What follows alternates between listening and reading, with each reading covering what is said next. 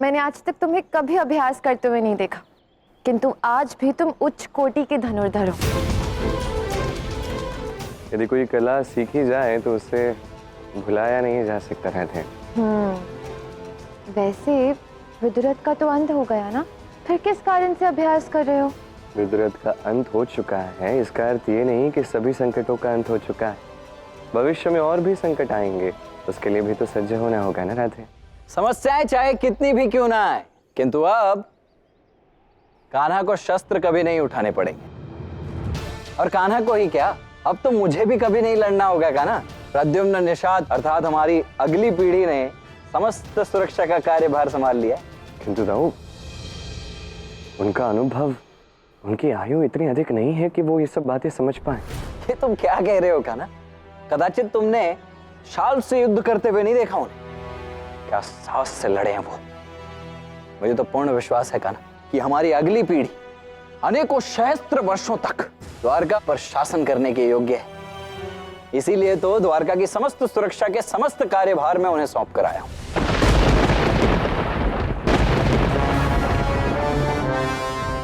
प्रद्युम्न, तुम्हारी जितनी प्रशंसा की जाए उतनी कम है। तुमने बहुत अच्छा सुरक्षा का प्रबंध किया है। युवराज, साल्व के राज्य से हमारा गुप्तचर लौट आया है। जाओ लेकर आओ उन्हें।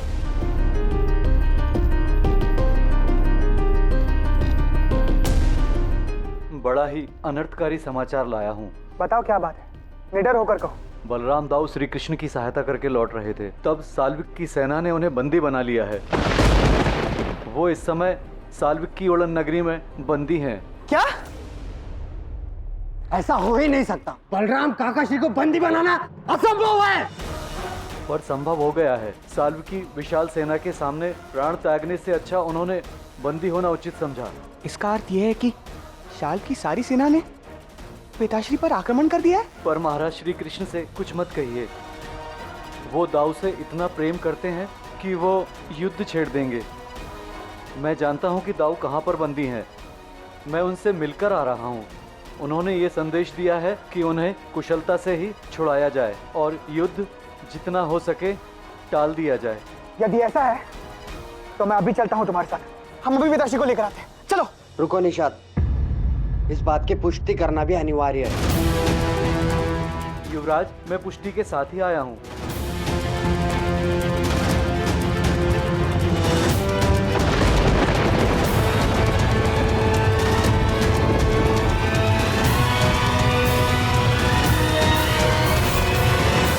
प्रद्युम्न, ये तो पिताश्री का शस्त्र है और ये हमारा सबसे विश्वसनीय गुप्तचर है। यदि इस पर विश्वास नहीं करेंगे तो किस पर करेंगे? तुम सुरक्षा पर ध्यान दो, मैं अभी पिताश्री को लेकर आता हूँ। हाँ? रुको निषाद, मैं जाता हूँ। यदि तुम्हें कुछ हो गया तो। प्रद्युम्न, श्री कृष्ण मेरे चाचा है, बलराम मेरे पिता और प्रद्युम्न मेरा भाई। किसका साहस हो सकता है मुझे हानि पहुंचाने का? तुम यहां ध्यान रखो, मैं शीघ्र ही पिताश्री को लेकर लौटूंगा। चलो गुप्तचर।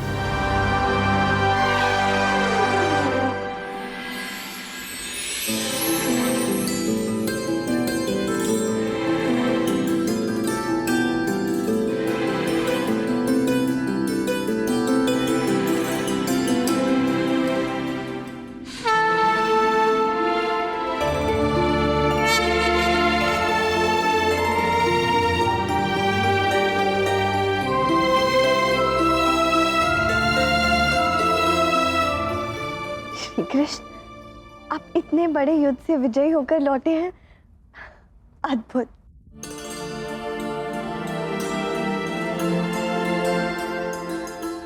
किंतु ये प्रद्युम्न और निषाद कहाँ रह गए?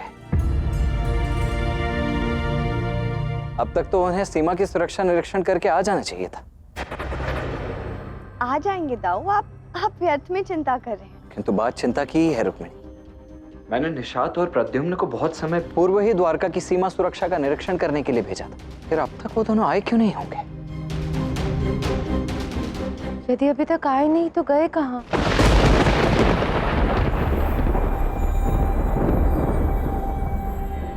उस ओर से एक गुप्त मार्ग है।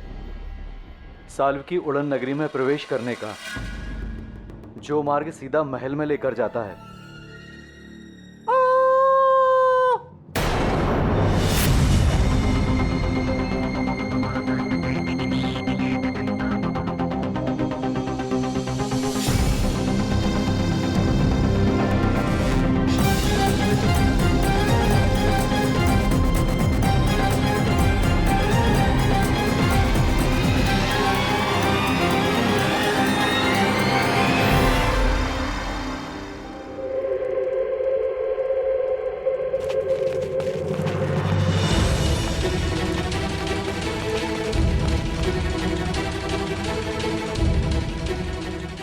ये सब क्या हो रहा है? क्या कर रहे हो तुम सब ये? क्षमा करें युवराज, हमारी पत्नी और बच्चों के प्राण संकट में हैं। हमें आपसे विद्रोह करना पड़ा उनके प्राण बचाने के लिए। इसका अर्थ ये है कि तुमने मेरे यहाँ आने का समाचार शाल तक पहुंचा दिया है। इतना ही नहीं, इन्होंने तो तुम्हें लाया भी असत्य कह के है। तुम्हारे पिता मेरे बंदी कभी बने ही नहीं, पर तुम अवश्य बंदी बन गए हो। काकाश्री, आप यहाँ?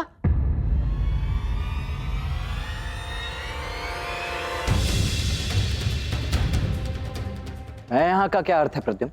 काकाश्री, यदि आप यहाँ आए तो शार्ब ने बंदी किसे बनाया? क्या कह रहे हो तुम? हमारे गुप्तचरों ने ये सूचना दी थी कि आपको बंदी बना लिया गया है और इसीलिए निषाद आपको छुड़ाने गया है। काकाश्री,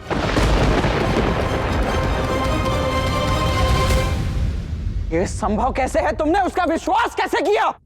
काकाश्री, गुप्तचरों के पास आपका हल था पुष्टि के रूप में। ये छल है।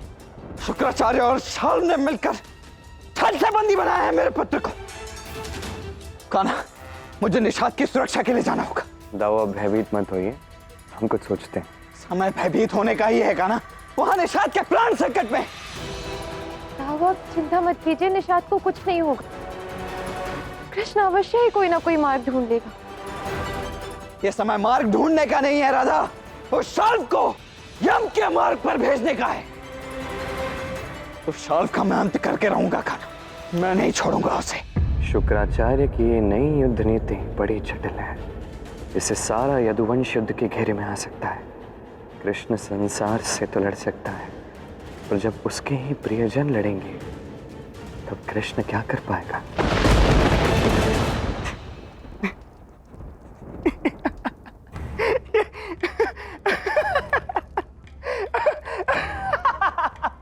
हंस क्यों रहे हो? सुध-बुध खो दी है क्या? बंदी बनाया है तुम्हें, राज अतिथि नहीं। शाल, शाल, तुम क्या जानो इस क्षण का आनंद कि जब एक पुत्र को यह पता चलता है कि उसके पिता कभी बंदी बने ही नहीं थे। मैं आनंद से तुम्हारा बंदी बनने के लिए प्रस्तुत हूं। बंदी बना लो मुझे, आओ। उपहास कर रहा है मेरा, मूर्ख बालक। अरे नहीं नहीं शाल, उपहास कहां कर रहा हूं, मैं तो सत्य कह रहा हूं। तुम्हारे उस मित्र शाल, तुम्हारे मित्र शिशुपाल, विदुरथ और कपटासुर, इन सब का तो अंत हो गया है। तो फिर किस बात का अहंकार है तुम्हें शाल? जिस तरह वो सब मरे थे, वैसे ही तुम भी मृत्यु को प्राप्त हो गए और तुम्हारे मृतदेह पर चलकर मैं मुक्त हो जाऊंगा। रुको शाल्व, राज अतिथि के साथ ऐसा व्यवहार करना उचित नहीं है। पीछे हटो सब।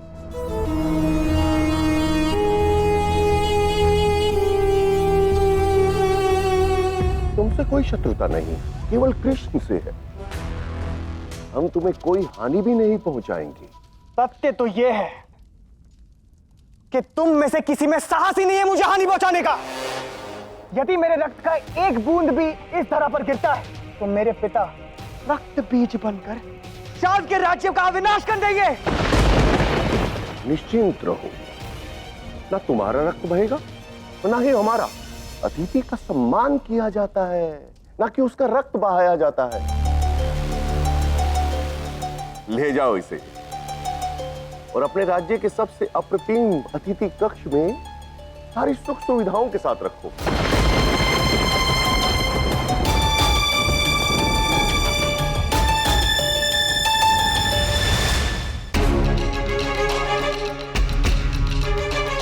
कान्हा, तुम कहां ये व्यर्थ की योजना बनाने की उलझन में पड़े हो?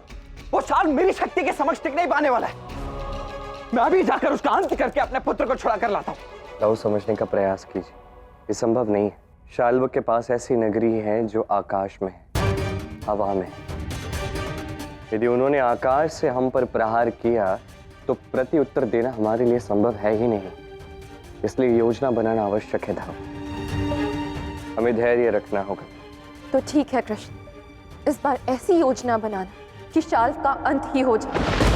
ये मूर्ख बालक हमारी धरा पर खड़ा होकर मेरा घोर अपमान कर गया और आपने उसे अतिथि बना लिया। क्या विचित्र योजना है आपकी गुरुदेव। तुम भी असमंजस में पड़ गए ना शाल। यही योजना है। जिस पेड़ के तने में दीमक लग जाती है वो उसे अंदर से खोखला कर देती है और विशाल से विशाल टहनी को धाराशाही कर देती है।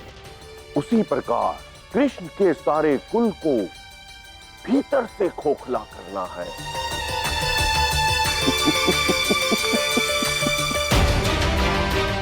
बलराम के पुत्र को मारना नहीं है, उसके विवेक, उसकी बुद्धि, उसके भीतर के प्रेम को मारना है।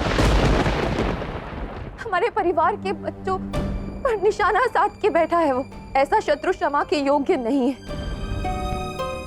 उचित कहा तुमने राधा, किंतु हमें अब जो भी करना है एक संयोजित रूप से योजना बनाकर करना होगा, सोच समझकर। यही उचित होगा कान्हा। समांतर ऊंचाई से उस पर प्रहार करेंगे तो वो कुछ नहीं कर पाएगा। संभालिए स्वयं को दाऊ। इस समय आप भावनाओं से अभिभूत हो चुके। युद्ध के लिए आपका जाना उचित नहीं है। मैं हूं, मैं सब देख लूंगा।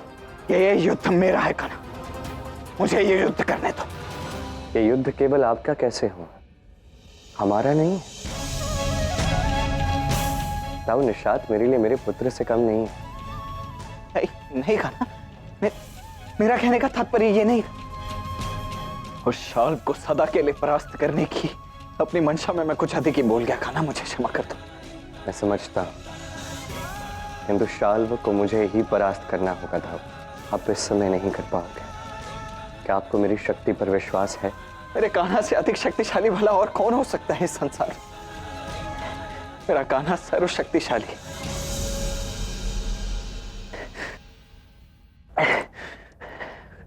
तुम जाओ कान्हा, तुम लड़ो ये युद्ध, क्योंकि ये युद्ध जितना मेरा है उतना ही तुम्हारा भी है। तुम्हारे दाऊ का हर युद्ध, हर शक्ति, हर श्वास तुम्हारी है कान्हा, क्योंकि ये दाऊ तुम्हारे और ये कान्हा अपने दाऊ का। संसार में चाहे प्रलय आ जाए, ये द्वारका नगरी भले ही सदा के लिए डूब जाए, भले ही हमारे परिवार में कलह आ जाए, किंतु कान्हा और दाऊ के भातृत्व में अंश मात्र भी कमी नहीं आएगी। कान्हा, तुम जाओ और लड़ो ये युद्ध, ले आओ मेरे पुत्र को। और ऐसा ही होगा। चाहे जो कुछ भी हो जाए दाऊ, हम निषाद को पुनः सुरक्षित द्वारका में ले आएंगे।